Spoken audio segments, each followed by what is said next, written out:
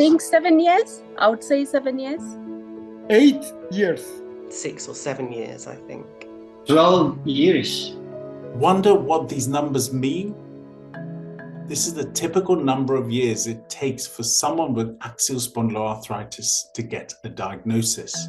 It is a chronic inflammatory disease that causes pain and stiffness in the spine and sacroiliac joints, but it can affect other parts of the body, including knees, hands, wrists, ankles. It tends to present in people's early 20s and 30s, and it can be a progressive condition for patients as well.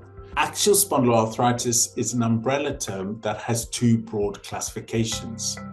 We have radiographic axial spondyloarthritis, which was formerly known as ankylosing spondylitis, and here patients have changes that are already visible on X-rays of the spine and sacroiliac joints.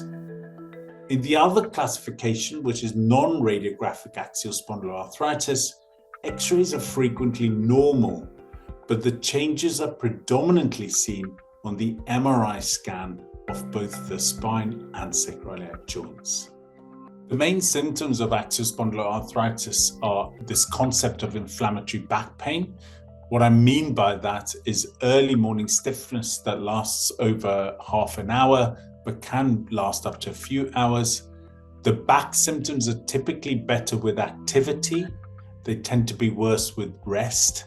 They cause buttock pain that can alternate from side to side, and again, typically will cause wakening in the second half of the night. When you wake up, the first 30 minutes in your daily routine, your morning routine, it's a little bit more difficult than from the rest of the day when you're just being active and so on. Okay, the first one would be the lower back, and then the second one would be the knee.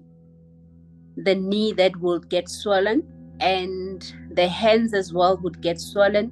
The main symptoms when it started were the hip and buttock pain.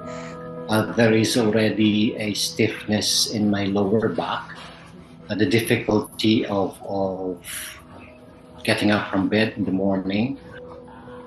The fatigue levels that patients experience with this condition are really high. Along with this, the condition, when it progresses, can obviously lead to spinal fusion. We also have to remember that patients can have had eye conditions such as anterior uveitis, skin conditions such as psoriasis, and bowel conditions such as Crohn's disease and ulcerative colitis. So it's really ensuring that we pick up all the clues that these patients can present with, and putting these clues together really will help us reach the diagnosis much quicker. Axial spondyloarthritis can present like many other conditions, and it's due to the non-specific presentation that can lead to a significant delay in diagnosis. We were diagnosed 6, 7, 8 years, delay in the diagnosis, and by then the damages are already done.